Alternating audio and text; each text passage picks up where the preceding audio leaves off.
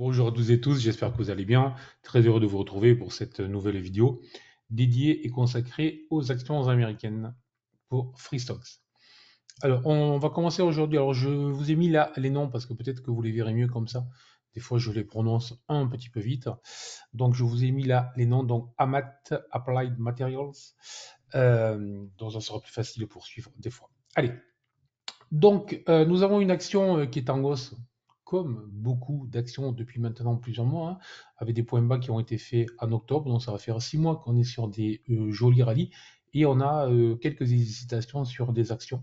Donc, c'est ce qu'il faut toujours regarder, ce qui est toujours très intéressant à regarder. Donc, pour le moment, je vois quoi? Ben, pour le moment, en fait, on voit de manière très simple qu'on est vraiment dans une phase d'hésitation, on est vraiment dans une phase de latéralisation et je vois bien que cette phase de marché est une phase, voilà, je retrouve mon crayon, c'est plus facile. Je vois bien que cette phase de marché nous dessine quand même pas mal de configurations de ce type, pas mal de configurations de ce type, pas mal de configurations de ce type. C'est-à-dire, alors ce ne sont pas, hormis pour la troisième sur la droite, ce ne seront pas des configurations en étoile du soir, mais ce sont des configurations approchantes. Donc ce sont des configurations d'hésitation, des configurations de doute, des configurations qui pourraient marquer qu'après une phase de latéralisation, on tente de redescendre. Alors, à ce stade, souvent, je vous fais, je réexplique pour les nouveaux, j'essaye dans ces analyses d'être le plus simple possible, hein. Je ne vais pas vous faire GTAS, je ne vais pas vous faire des choses extrêmement compliquées. Vous pouvez me retrouver, je vous le rappelle, tous les matins dès 8 heures pour la matinale sur Self Invest. Mais là, j'essaye d'être le plus simple possible. Après, sur les cours avancés, sur les ateliers, etc., on va beaucoup plus en avant sur les prises de position, sur la manière dont on va travailler. Mais là, vraiment, simplement, on est sur une phase qui potentiellement est une phase d'arrêt. C'est ce qu'il faut noter. Je vous parlais d'une configuration en chandelier japonais qui était une configuration, plusieurs configurations qui ressemblaient à des étoiles du soir. Nous avons là, par contre, une configuration qui s'appelle un sommet en tour et qui là pourrait être le signe d'un retournement, d'autant plus que cette configuration a été gapée. Autrement dit, on aurait en plus une configuration de retournement qui s'appelle une île de retournement dans l'analyse technique occidentale. Donc tout ça est quand même très intéressant et tout ça pourrait marquer en effet une tendance à aller chercher des niveaux plus bas. Donc, autrement dit, il ne s'agit pas de parier sur la baisse à ce stade, il s'agit juste, comme sur pas mal de valeurs, de commencer à s'inquiéter si on a la valeur en fait en portefeuille. Donc, tout simplement, hein, je conseille de se montrer prudent sur cette valeur pour les prochaines journées et en cas de break du support. Et là, je veux même vous faire ce type de configuration chartiste. Voilà, vous pourrez trouver ça. Donc, je dis bien, sur ces analyses, j'essaye de me contenter de cibler deux types d'analyses relativement simples que j'utilise en complément avec GTAS, et GTAS que vous retrouvez bien évidemment sur la Nano. Tout ce qui est chartisme, tout ce qui est chandelier japonais, et j'essaye d'être pédagogique et simple. Voilà. Vous aurez en plus sur mon site, si ça vous intéresse, des webinaires sur le sujet qui sont offerts, gratuits, c'est libre, je veux dire, vous avez tous les accès libres qui vous permet de progresser, etc. Et j'essaierai de vous faire aussi, j'avais fait aussi des webinaires sur les chandeliers japonais que vous retrouverez sur la chaîne de Self Invest et je pourrai aussi vous en faire sur le chartisme, etc. Je trouve que c'est très intéressant. De toute manière, on est dans une activité où l'on se forme tout le temps et où l'on ne s'arrête jamais de se former, sinon ça finit mal. Allez, continuons. DocuSign. Alors, DocuSign, là, je vous ai mis le grand zoom. DocuSign, vous l'avez là, vous le voyez là. Docu. Alors là, c'est une valeur qui valait plus de 300, qui s'est pété la gueule, il n'y a pas d'autre mot. Donc là aussi, encore une fois, quand certains vous expliquent qu'on peut moyenner à la baisse, il n'y a pas de problème, et que si on achète un peu tous les mois, il n'y a pas de souci, ben, quand vous achetez à 300, que la valeur vaut 50 depuis maintenant plusieurs trimestres, ce n'est pas ce qu'il faut faire. Alors, on peut le faire éventuellement avec les ETF, mais voilà, on n'est jamais sûr de rien. Donc la seule certitude, c'est que l'on gère son risque et que lorsqu'on a atteint le risque que l'on attendait, on coupe la position tout simplement. Bon, alors ceci étant dit, on est sur une valeur qui depuis maintenant, hein, donc depuis plusieurs trimestres, plus de 18 mois exactement, est dans un grand et large range entre les 70 et les 38, les 40. Donc on est vraiment sur des niveaux extrêmement clairs. Voilà. Et ce qu'il y a de très intéressant, c'est pas, bon, on est sur un range, ce n'est pas le truc le plus passionnant du monde, surtout pour les actions. Par contre, ce qu'il y a de plus intéressant, c'est ça. C'est ce que la valeur est en train de nous dessiner là, qui pourrait en fait dessiner, laissez-moi reprendre mon stylet magique, qui pourrait dessiner tout simplement une configuration de type tasse avec anse, avec une anse qui fait grosso modo 50% de la vague précédente ici. Donc ça, ce n'est pas mal. Donc là, c'est très intéressant. Et donc, autant j'étais prudent pour la valeur précédente, autant là, ben, je vais conseiller. Alors, il y a encore du chemin, hein. Donc on ne se précipite pas, il y a le temps, etc. De toute manière, je vous rappelle que notre job de trader est surtout de rester calme, de rester zen, d'attendre les opportunités, de ne jamais s'énerver pour rien. Mais, il y a souvent un mais à cette phrase en fait. Mais en fait, lorsque je regarde ça, je me dis que là, on est dans une zone où ça pourrait être intéressant. Donc, pour les plus agressifs, je dirais, il y a possibilité de commencer à attaquer en anticipation pour essayer de rentrer avant la cassure. Pour les plus prudents, peut-être les plus sérieux, peut-être ceux qui veulent bien dormir la nuit tranquillement, attendre sereinement un break de cette résistance. Et si on avait une cassure de cette résistance autour des 65-66 dans les prochaines journées, à ce moment-là, c'est très intéressant parce que ça nous offrira deux reports d'amplitude. Donc, autrement dit, un premier report d'une quinzaine de points, le deuxième de 26 points. Donc ça ferait un retour à 80 dans un premier temps, et puis ensuite une possibilité de revenir sur les 90, 91. Donc un potentiel quand même plus que significatif dès lors qu'on aurait la cassure de cette zone de résistance, tout simplement. Donc surveillance très forte de ce titre qui vraiment présente des opportunités très intéressantes. Attention, hein, voilà, les plus agressifs peuvent le surveiller, les plus sérieux, je dirais, on va se montrer patient. Alors, Marvel, je vous en avais parlé il y a quelque temps déjà, on avait vu ce canal descendant, le flag, on a vu ensuite l'accélération haussière, et là maintenant ce qui se passe est clair, on a un V top d'école. Marvel, je vous rappelle, rien à voir avec Disney, les super-héros, Spider-Man Co. Ça a à voir avec les microprocesseurs, pardon, les puces, etc. Bon. Donc, il y a eu une grosse envolée. Je vais essayer de mieux la dessiner. Il y a eu une grosse envolée. Et là, il y a eu une grosse descente quand même lorsque vous passez de 86 à 68 et quelques. Donc, en quelques jours, si vous êtes actionnaire, on peut le sentir passer, surtout si on gère mal son exposition et si l'on gère mal sa répartition des risques dans les actions. Bon. Alors, est-ce qu'on pourrait être sur un niveau d'achat? Est-ce qu'après un V-top, je me précipite à l'achat? En fait, normalement, non. Soyons clairs, ce n'est pas normalement un niveau d'entrée. Là, le seul truc, ce qui m'a intéressé lorsque j'ai préparé cette émission le plus sérieusement possible, c'est quoi? C'est que nous avions ici, dans cette zone-là, une zone de résistance qui a été breakée de manière assez formidable avec ce canal, puisqu'on a tourné autour plusieurs journées.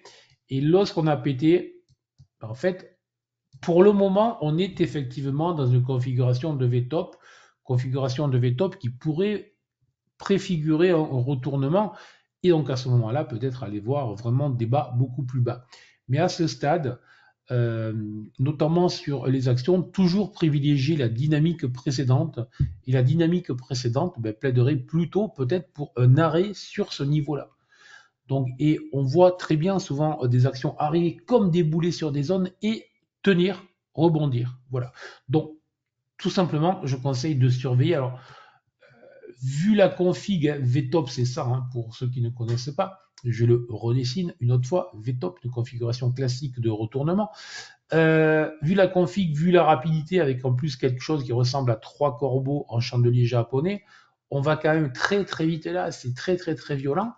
Donc, pas d'achat sur niveau. Par contre, surveillez dans les prochaines heures, journées, si on n'aurait pas dans cette zone-là une configuration en chandelier japonais de retournement, tout simplement.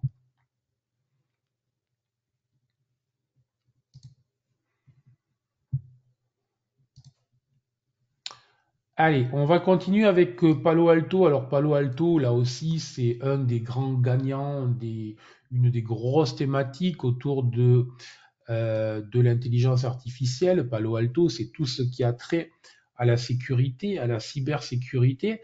Et ils ont annoncé des résultats il y a 2-3 semaines, ce jour-là, qui étaient plutôt franchement pas mal. Et ils ont raté à quelques virgules près le consensus. Et autant lorsqu'on réussit le consensus, on fait des plus 15, ben, lorsqu'on le rate, on fait des moins 20, tout simplement. Et là, c'est ce qui s'est passé. Alors, c'était vraiment rien de très grave. C'est juste que ce type de valeur est quand même plus que chèrement valorisé. Et si vous expliquez que l'année prochaine, vous aurez eu une marge à 12,8 au lieu d'une marge à 13,1 et que la croissance ne sera plus de 25 mais sera de 22, ben, tout simplement, lorsqu'on est un analyste financier, on fait tourner les calculettes et on voit que les valos sont à revoir. Voilà, donc aucune inquiétude sur le modèle économique, aucune inquiétude sur le business model de la boîte, ni sur la croissance, ni sur son avantage concurrentiel qui est assez puissant, mais tout simplement, voilà, un petit échec. Bon, alors, ce qu'on a vu, c'est qu'il y a eu un gros down, une grosse baisse de plus de 20%, et derrière quand même un rebond de plus de 15%, donc en 400 séances, un rebond significatif. Donc là, certains commençaient à dire, ok, c'est bon, il y a eu une petite réaction épidermique, mais de suite, c'est terminé. Je vais dire une connerie, non, je ne dis pas. Donc, du coup, on redescend doucement par contre. Donc là, il faut surveiller.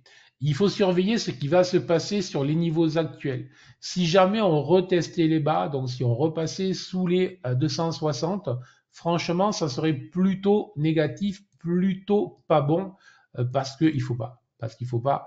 Dès lors qu'on a eu ce gap et dès lors qu'on a tenté le rebond, il faut vraiment tenir ce niveau-là. Alors, on peut le tester. Pour moi, le signal idéal serait un test de cette zone en journée et derrière une clôture au-delà. Autrement dit, un enfoncement du support et un rebond, typiquement pour ceux qui connaissent les stratégies que j'explique dans mes bouquins, un BD fail. Donc vraiment pas mal tout ça, mais je conseille pour le moment de rester à l'écart, de surveiller, d'attendre, de se montrer patient. Beaucoup de volatilité sur cette valeur, donc sauf si on est sur un mode jeu, il n'y a pas une urgence folle à se précipiter, on va se montrer patient et on va essayer d'en trouver d'autres de plus intéressantes. Ensuite, on va aller sur Tesla. Alors Tesla, alors là une configuration très intéressante, je vous en parle depuis maintenant plusieurs jours. Alors Tesla, toujours inscrite dans une configuration qui quand même est de plus en plus embêtante. C'est-à-dire que, je vous l'ai dit à de multiples reprises, je suis négatif sur Tesla. J'avais été positif sur Tesla que l'été dernier. lorsqu'on était venu chercher ce rebond-là. Depuis, je suis inquiet, entre guillemets, je dors la nuit pour le moment, mais très clairement, on est sur une action qui pourrait descendre relativement bas, relativement fort, voire une action dont le modèle économique pourrait être remis en question totalement parce qu'il y a des problèmes de production, il y a des problèmes de prix, enfin il y a énormément de choses. Donc voilà, je passerai sur les frasques de son PDG. Voilà, on en pense ce qu'on veut, mais lui, au moins, il a réussi, il est brillant. Donc personnellement, je ne vais pas me joindre aux meutes qui se permettent de le lyncher alors qu'ils ne sont jamais sortis de chez eux. Donc, mes entreprises, par contre, est plutôt en danger, plutôt en risque. Alors, le seul truc où je pourrais être positif, c'est que les analystes sont en train de réviser de manière violente et drastique leurs prévisions sur cette valeur, après en avoir fait leur chouchou. Alors, on avait connu en France un peu la même chose avec LVMH, mais vraiment à un degré nettement moins agressif. Là, on est vraiment sur un mode très américain, donc très agressif, très punchy. Nous, sur les ateliers là, que j'anime sur les actions, on avait pu rentrer vraiment sur des niveaux très intéressants, largement sous les 700, alors que désormais, le VMH en moins de 2 mois est très proche des 900, donc un gros up sans aucun problème. Et on était rentré à un moment où les analystes étaient en train de lâcher la valeur. Donc là, il faudrait voir. Donc presque en élément contrarien, je dirais le seul élément un peu positif, c'est celui-là, ce sont les analystes qui sont en train de se détourner de cette valeur.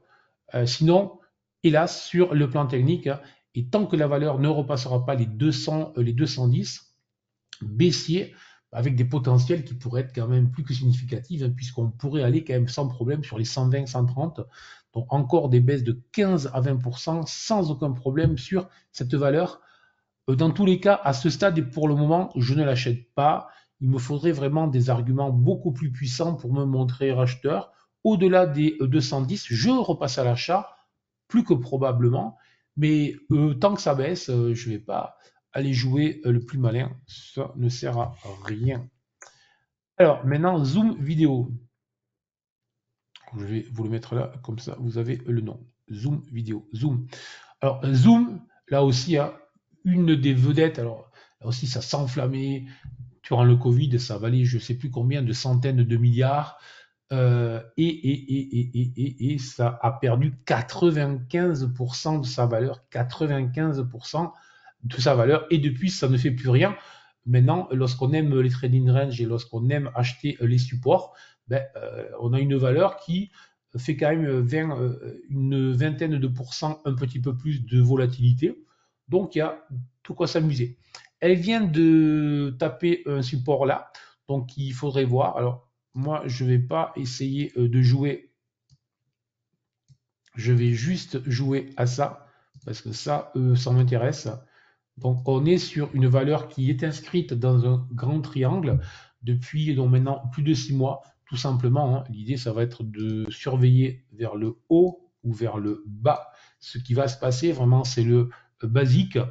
Et vraiment, j'ai pas grand-chose d'autre à dire sur le sujet. Et en cas de cassure, un upside en direction des 87, en cas de cassure vers le bas, par contre, ça sera vraiment la cave avec de nouveaux bas depuis plusieurs années.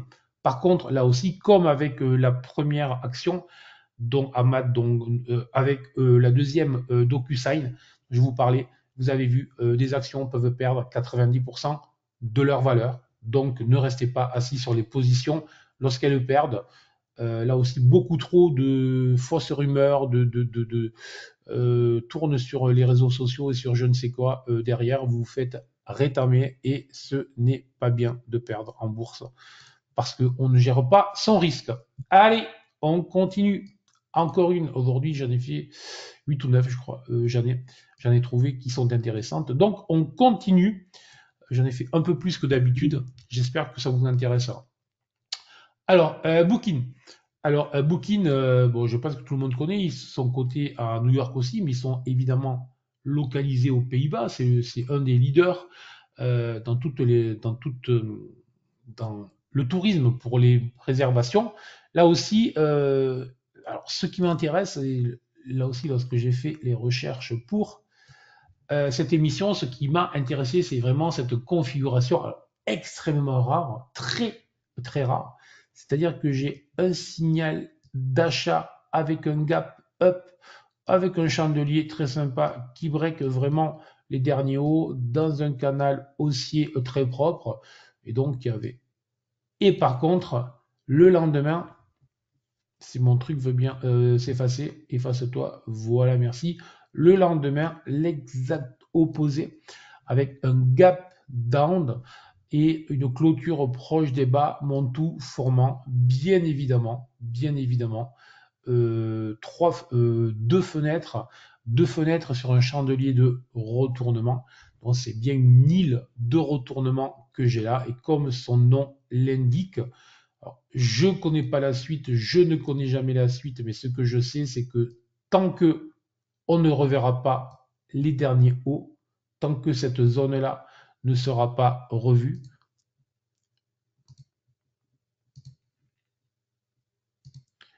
tant que les derniers hauts ne seront pas revus, incontestablement, personnellement, je viserai que des shorts sur cette action, même si je ne vends pas les actions en direct, je peux le faire via d'autres supports, bien évidemment. Voilà, donc baissier, gros signal baissier, configuration extrêmement rare, mais configuration remarquable. L'invalidation est extrêmement claire. Voilà, si on repasse au-dessus, à ce moment-là, ça veut dire que la configuration, voilà, et on aurait même une alerte, c'est-à-dire que si cette zone-là venait à être refermée, le gap, à ce moment-là, ça voudrait aussi dire que la probabilité, c'est qu'on aille rechercher le haut, tout simplement. Donc on a une première alerte, possibilité de placer un stop beaucoup plus court.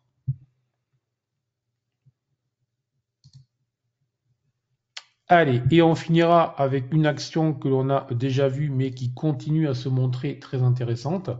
Et donc je tiens à la suivre parce qu'elle continue à tutoyer la zone de support que je vous avais déjà tracée. Donc on va même la tracer plus large que ça. Même mettre une couleur de ligne de coup. Les couleurs de ligne de coup, c'est en bleu. Voilà, petites habitudes. Et donc, pour ceux qui n'avaient pas assisté ou qui avaient oublié, on est sur une configuration qui dessine alors parfaitement une épaule tête-épaule, donc une configuration de retournement avec des amplitudes, une amplitude de 10 $. Autrement dit, la cassure renverra en direction des 32. Pour le moment, rien. Pour le moment, le support tient, donc on n'anticipe pas, on est toujours en surveillance. Et très clairement, en cas de cassure, il faudra surtout pas se rater parce que nous pourrions avoir ici un joli signal baissier. Sur ce, merci pour votre attention. N'hésitez pas à laisser des commentaires. Je compte sur vous. Sur ce, ciao.